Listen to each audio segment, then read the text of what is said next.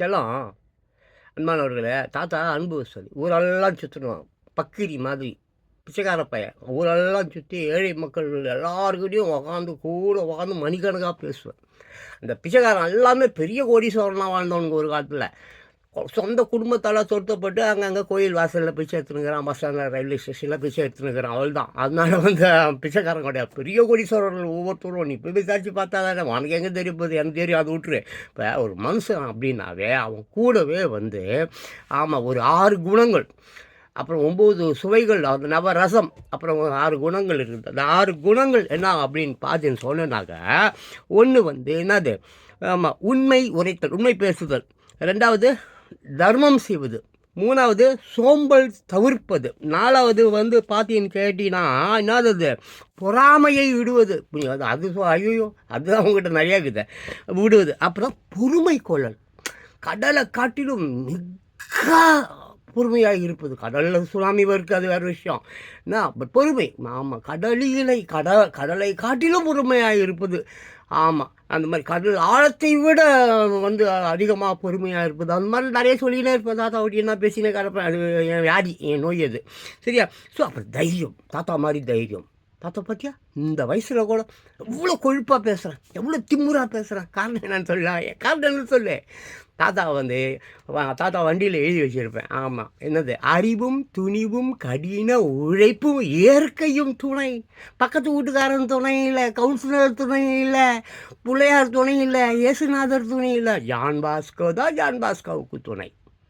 அதான் அறிவு. அறிவு. அப்புறம் என்னது அடுத்தது, அறிவு துணிவோம். அச்சு மூஞ்சிக்கிச்சு அப்படியே செத்து போயிடணும்.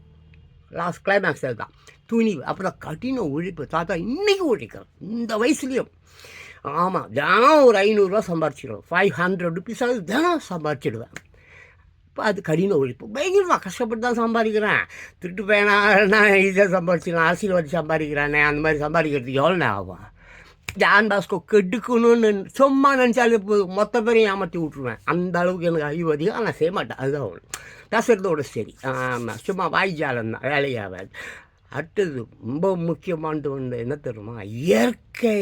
எனக்கு இயற்கை துணை செய்கிறது நான் எப்படியோ பயங்கரமாக எனக்கோ 40-50 தடவை செத்து போயிருக்கிறேன். ஆனால் இயற்கை எப்படியோ என்னை காப்பாற்றிக்கிட்டே வருது. அது ஏன்னு தெரியல.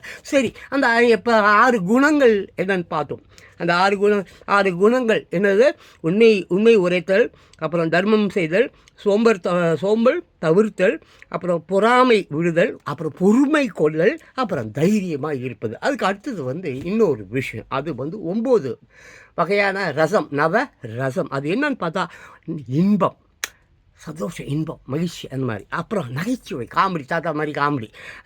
அப்போ தாத்தா மாதிரி எப்பவுமே காமெடியாக தான் இருப்பேன். காமெடியாக தான் பேசுவேன். காமெடியாக எந்த ஒரு விஷயத்தை சொல்கிறதா இருந்தாலும் காமெடி கலந்து தான் சொல்லுவேன். ஆச்சா. அப்புறம் சோகம். எல்லாருமே சோகமாக தான் இருக்கிறோம். அது உலகத்தில் இருக்கிற எல்லாருமே சோகத்தில் தான் இருக்கான். சோகம். அப்புறம் கோபம். அது ஏன் ஒரு பையன் கிடையாது. ஒரு பையன் கோபம் நத்திங் டூயிங். கோபமே இல்லை. கோபம் இருக்குது. அது துப்பு கட்ட கோபம், வேஸ்ட்டு கோபம். அப்படி அது விவேகம் இல்லாத கோபம். விவேகம், தாத்தா மாதிரி கோபப்படணும். அப்புறம் பயம். அது மொத்த பையனும் நாக்காடியில் அவ்வளோ சின்ன ஒடிஞ்சு போன பிளேடு வச்சு நீங்கள் சென்னையில் நான் தான் ரவுடி, நானும் ரவுடின்னுமா. மேலே அடித்து சாவச்சா செத்து போயிடணும். அந்த மாதிரி அடிக்கணும். அப்புறம் வீரம். அதுதான் என்னது, பயம். அதுக்கடுத்து வீரம். 5 வீரம். சும்மா வீரம். போரில் போய் சண்டை போடுறது இல்லைப்பா. மானம் போகும்போது அடித்து மூஞ்சை கிழிக்கிறது. என் பொண்டாட்டிக்கு ஒன்றுன்னா அவன் எவனாக இருந்தாலும் அவன் அதே இடத்துல காலி பண்ணிடணும். என் தங்கச்சிக்கு ஒன்றுன்னா அவன் எவனாக இருந்தாலும் அதே இடத்துல அவனை காலி பண்ணிடணும். என் பொண்ணுக்கு ஏதாவது ஒன்றுன்னா அவன் எவனாக இருந்தாலும் அதே இடத்துல அவனை காலி பண்ணிடணும். ஜெயிலுக்கு போயிடணும். அவ்வளோதான். சரியா? அப்புறம் அருவறுப்பு. இந்த திட்டு அரசாங்கம் இருக்குது பண்ணுறான் பாரு, எவ்வளோ கேவலம், எவ்வளோ ஐயா, ஒரே அழுக்கு குப்பை சாராங்கிறேன். என் பொண்ணுக்குன்னு ரோட்டில் நாய் வேலை செய்கிற மாதிரி பொண்ணுங்க பாட்டிலுக்கு இருக்கிற பீச்சிலலாம் கட்டி பூசிக்கின்னு அனுச்சிக்கின்னு என்னென்ன கருமாத்திரியே பண்ணுது. அதை பார்க்கும்பொழுது ஏற்படுகிறது இல்லையா ஒரு வேதனை, துன்பம், அருவறுப்பு. அப்புறம் ஆரோக்கியம். தாத்தா மாதிரி நோய் நொடி இல்லாத ஒரு ஆரோக்கியம். அதுக்கு உண்மை பேசணும், நேர்மையாக இருக்கணும். அப்போ தான் நோய் எல்லாம் வராது. இப்போ தாத்தாவுக்கு நோய் எதுவுமே வரலையா? 62 வயசு ஆச்சுப்பா. நான் இந்த செகண்ட் சேர்த்தா கூட சூப்பர்மேன். புரியுதா? நீ கோடி ரூபா வச்சுக்கிட்டு ஒருத்தர் போகிறாரு, லண்டனில் போய் பிளட்டு ஏற்றின்னு வராராம். அவங்க அப்பா 1.5 வருஷமா 2 வருஷமா அந்த அந்த இந்த சேரில் வீல் சேர்லையே அந்த பீயும் பேண்டுக்கிட்டு அந்த பீலையும் உக்காந்துக்கிட்டு வாழ்ந்தார். யார்? அது கருணாநிதி தான் சொல்கிறேன்.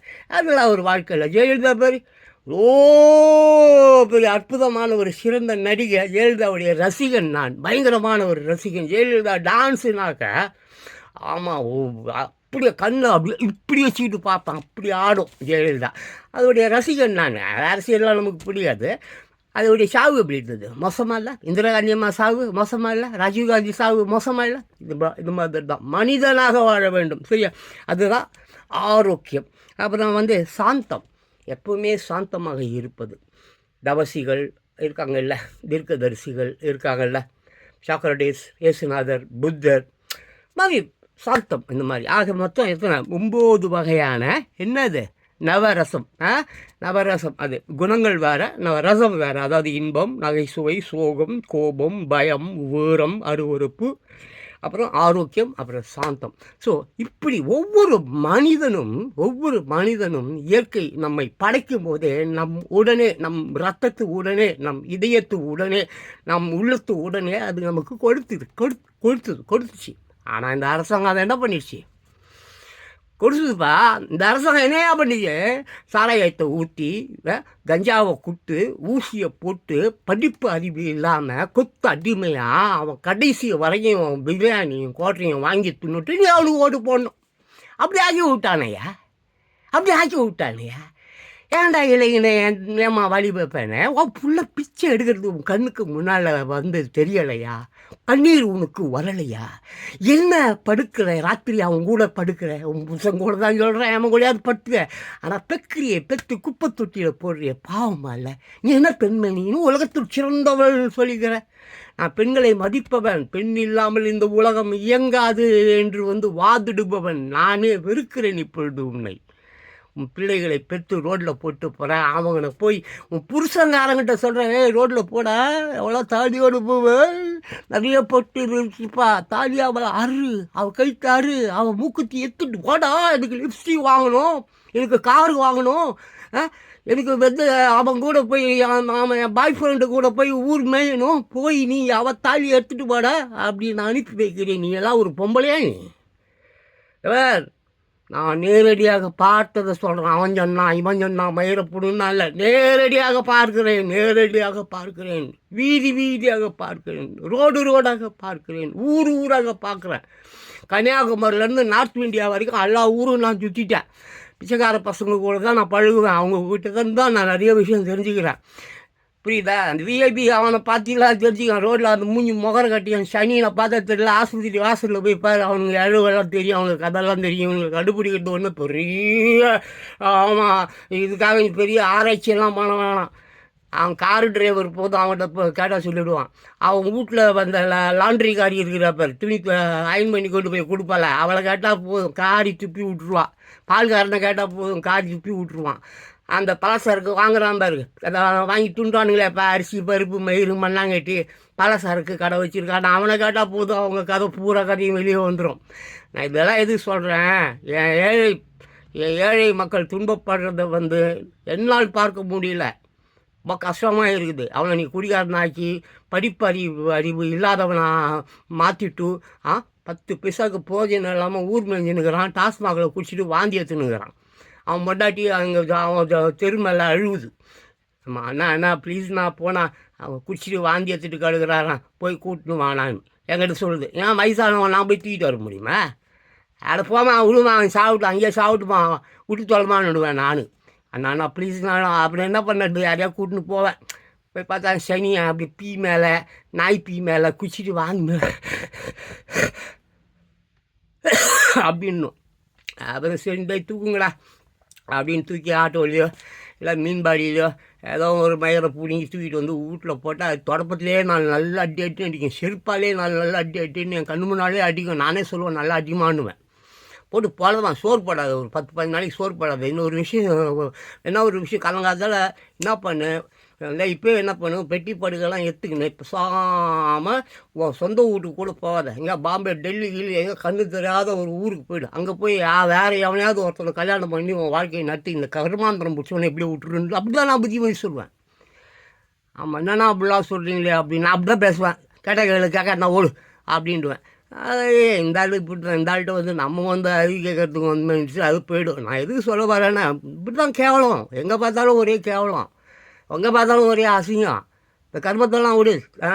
சினிமா அனுபவத்தை பற்றி நான் பேசுகிறேன். என்ன இப்போ நான் என் சினிமா அனுபவம், நான் பட்ட துன்பம் கஷ்டத்தை பற்றி பேசுகிறேன். கேட்டால் கேளு கேட்க